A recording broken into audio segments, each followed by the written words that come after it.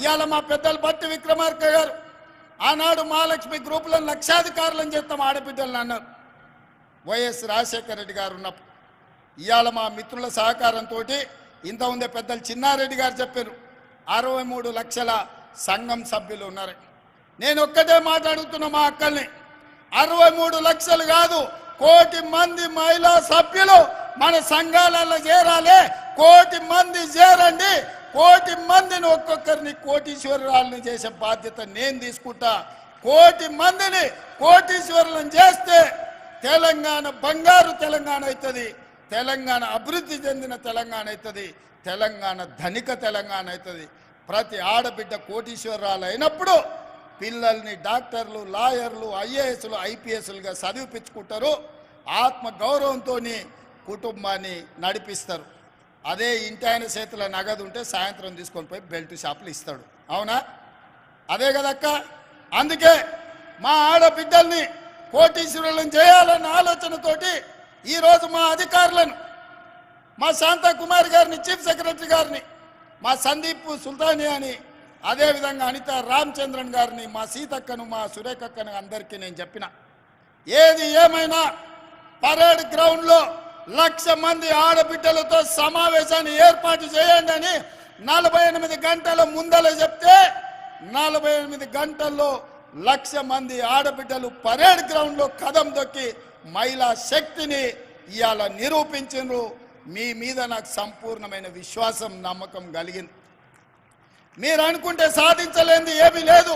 ఇవాళ నేను మీ స్టాల్ను చూసినా, మీ నైపుణ్యం చూసినా, మీ కష్టం చూసినా, మీ మార్కెటింగ్ చూసినా, మీ ఆడబిడ్డలందరితోని, సంఘాలతోని, సభ్యులతో నేను మాట్లాడినా. వాళ్ళతో మాట్లాడక నాకు ఒక మాట అర్థమైంది. మీరెంత మంచి ఉత్పత్తి చేసినా మీకు అమ్ముకోవడానికి ఒక మంచి వ్యాపార కేంద్రం లేదు. ఇవాళ రేపు బట్టలు, షాపింగ్ మాల్స్, చెన్నై మాలు, ఆ మాలు, ఈ మాల్ అని పెద్ద పెద్ద లైట్లు పెట్టి వాళ్ళు అమ్ముకుంటారు. కానీ మా ఆడబిడ్డలు అమ్మాలంటే ఎక్కడ ఏమీ లేదు.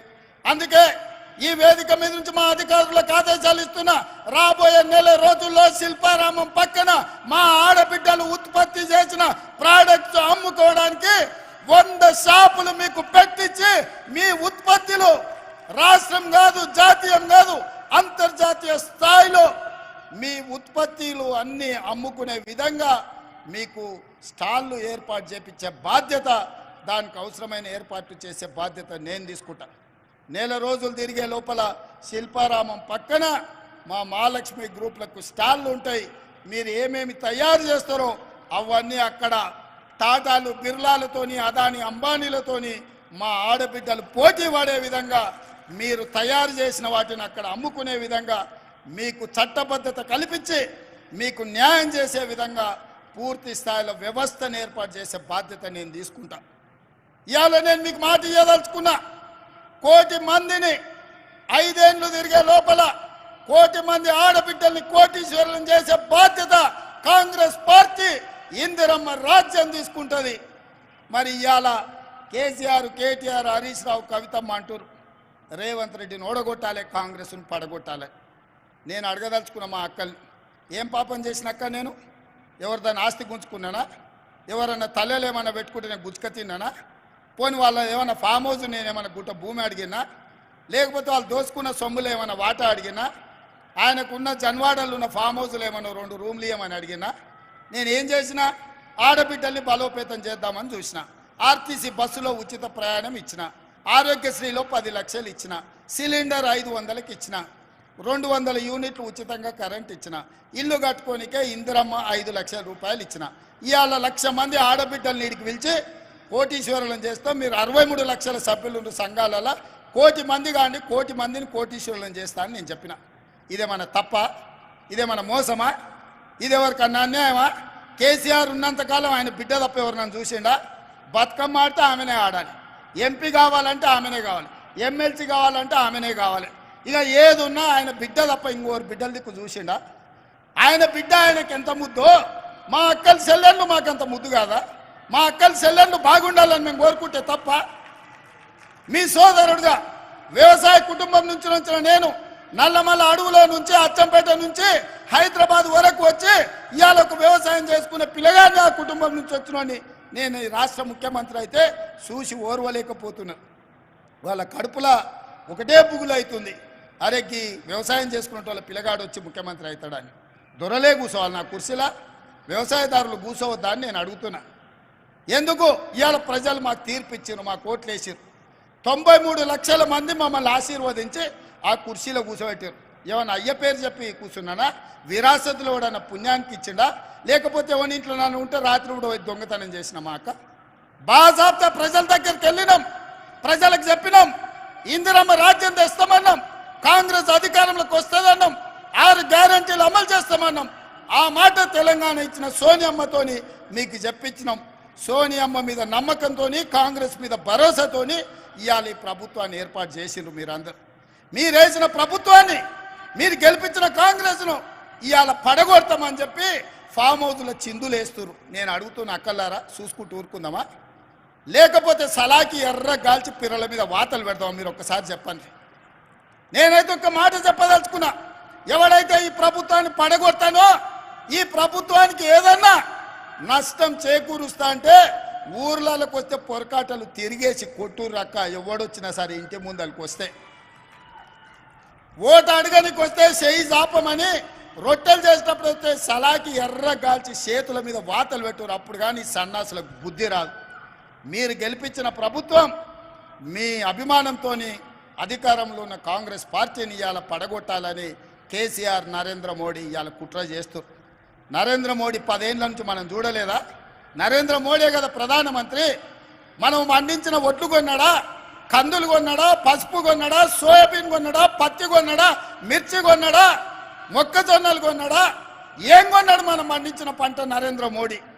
ఏం కొనకపోను రైతు వ్యతిరేక నల్ల చట్టాలు తెలిసి అదాని అంబానీలకు, అమెజాన్లకు దేశాన్ని 70 కోట్ల రైతులను తాకట్టు పెడుతుంటే లక్షలాది మంది రైతులు ఢిల్లీలో ధర్నా చేస్తే తుపాకీ తూటాలతో కాల్చి చంపినాడు నరేంద్ర మోడీ. ఇవాళ మన ప్రభుత్వాన్ని వడగొడతా అంటుండు. మన రైతులను ఆదుకున్నాడా? ఒక్కసారి ఆలోచన చేయండి. ఇవాళ సందెట్ల సడేమియాలాక బీజేపీ ఒకటి బయలుదేరాడు మాకోసారి ఇయ్యండి. ఏందా మీకోసారి ఇయ్యనికే? 10 ఏళ్ళు మీ నరేంద్ర మోడీ ప్రధానమంత్రి కాదా? 10 ఏళ్ళు ఏం పొడిచిండ్రు మీరు? రైతు ఆదాయం 2 చేస్తా అన్నారు. ఉన్న దివాలా తీపించిన ఇవాళ రైతులు చచ్చిపోతున్నారు. పేద ప్రతి వాడికి 2022 వరకు అందరికి ఇల్లు ఇస్తున్నారు. ఇవాళ ఇండ్లు లేక గుడిసెలలో బతుకుతున్నారు. ఇవాళ ప్రతి పేదవాడి ఖాతాలో స్విస్ బ్యాంకులో ఉన్న లక్షల కోట్ల రూపాయలు తెచ్చి 15 లక్షల రూపాయలు ప్రతి పేదవాడి ఖాతా వేస్తా అన్నాడు. Silly governor వేసిండా? ఏ మాట చెప్పి ఏ మాట నిలబెట్టుకున్నాడు నరేంద్ర మోడీ? సంవత్సరానికి 2 కోట్ల ఉద్యోగాలు ఇస్తా అన్నాడు. 10 ఏళ్ళు అయింది. 20 కోట్ల ఉద్యోగాలు ఇవ్వాలి. ఒకవేళ 20 కోట్ల ఉద్యోగాలు నరేంద్ర మోడీ ఇస్తే నా తెలంగాణకు 70 లక్షల ఉద్యోగాలు వస్తాయి. 30 లక్షల మంది నిరుద్యోగ యువకులు నమోదు చేయించుకొని రోడ్ల మీద తిరుగుతున్నారు. ఒక్కనికన్నా ఉద్యోగం ఇచ్చిండా నరేంద్ర మోడీ? ఇవాళ అమిత్ షా వచ్చిండట. ఏం చేస్తావా తెలంగాణను? దోపిడీ చేస్తావా? తెలంగాణలో నీకు ఓట్లు వేయాలన్నా ఏంటి వేయాలి? పార్లమెంట్లో మీ నరేంద్ర మోడీ తలుపులు మూసి తెలంగాణ ఇచ్చింది సోనియమ్మ అన్నాడు. అవును, బరాబర్ తెలంగాణ రాష్ట్రాన్ని ఇవ్వాలని సోనియమ్మ కంకణం కట్టుకొని పార్లమెంట్లో తలుపులు మూసి లైవ్లు బంద్ చేసి తెలంగాణ రాష్ట్రం ఇచ్చింది సోనియమ్మ. తెలంగాణ రాష్ట్ర ఏర్పాటుని అవయలేసిన నరేంద్ర మోడీ తెలంగాణలో ఓట్లు ఎట్లా అడుగుతావని నేను అడుగుతున్నా. తెలంగాణ ప్రజల్ని అవమానించిన తెలంగాణ ప్రజలు ఓట్లేస్తారా? ఇవాళ వీళ్ళిద్దరు కలిసి చీకట్లో ఒప్పందం చేసుకొని వాడు 9 వీడో 4 ఎంపీ అభ్యర్థులను ప్రకటించారు. వాడు ప్రకటించిన దగ్గర వీడు ప్రకటించాడు, వీడు ప్రకటించిన దగ్గర వాడు ప్రకటించాడు. ఎందుకంటే ఎవరికి వాడు విడివిడిగా ప్రచారం చేసుకోవాలి, కాంగ్రెస్ పార్టీని దెబ్బతీయాలి. ఎంతసేపు చీకటి ఒప్పందాలే కేసీఆర్.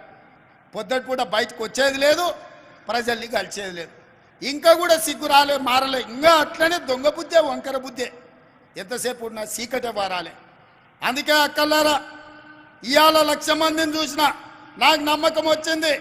రాబోయే కొద్ది రోజుల్లో 10 లక్షల మందితోని మా ఆడబిడ్డలతో కవాతు చేపించి ఈ తెలంగాణ రాష్ట్రంలో ఉన్న 1 కోటి మంది ఆడబిడ్డలు కాంగ్రెస్ పార్టీతో ఉన్నారు. ఈ కాంగ్రెస్ పార్టీని, ప్రభుత్వాన్ని కంచేసి కాపాడతారు. కరెంటు వైర్ల లాగా అడ్డంగా నిలబడతారు. ఇవాళ కాంగ్రెస్ వైపు ఎవడైనా కన్నెత్తి చూస్తే గుడ్లు వీకి గోటీలు ఆడుకుంటారు మా అక్కలు మా చెల్లెళ్ళని నేను చెప్పదలుచుకున్నా. రాబోయే రోజుల్లో ఇవాళ 1,00,000 మంది పరేడ్ గ్రౌండ్లో కవాతు తొక్కిండ్రు. రాబోయే రోజుల్లో 10 లక్షల ఆడబిడ్డలతోని మా సైన్యం మీరే, మా బలగం మీరే, మా బంధువులు మీరే. రేపు ఏ కష్టం వచ్చినా మాకు అండగా నిలబడేది మీరే.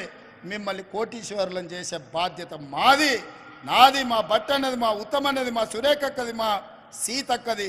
వేదిక మీద ఉన్న గడ్డం ప్రసాద్ గారు స్పీకర్ గారిది. ఎందుకంటే ఆయన్నే అనుమతి ఇవ్వాలి ఎవరికి ఏది ఇచ్చినా.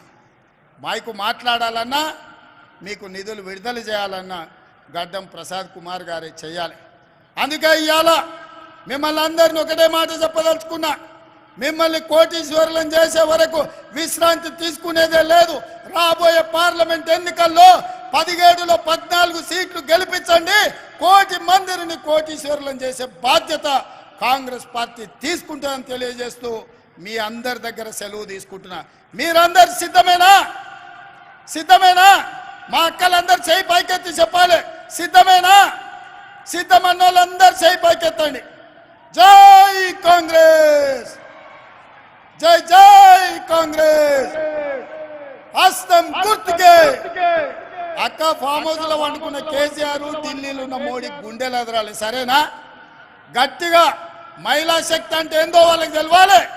జై కాంగ్రెస్, జై జై కాంగ్రెస్. హస్తం గుర్తుకే, హస్తం గుర్తుకే. అందరూ జాగ్రత్తగా పోండి. 2 గంటల నుంచి మీరు ఉన్నారు నాకు తెలుసు. నిదానంగా జాగ్రత్తగా పోండి. అధికారులకు కూడా నేను ఆదేశాలు ఇస్తున్నా. ఆడబిడ్డల్ని జాగ్రత్తగా వాళ్ళ ఇంటికి చేర్చండి. ఇంటికాడ పిల్లలు ఎదురు చూస్తారు. మా అక్కలు ఇవాళ ఈటీవీ మా టీవీ సీరియల్ పోయిందని తిట్టుకుంటున్నట్టు. మళ్ళీ చూడొచ్చు అక్క, ఏం కాదు. సరేనా? మంచిదక్క, ధన్యవాదాలు.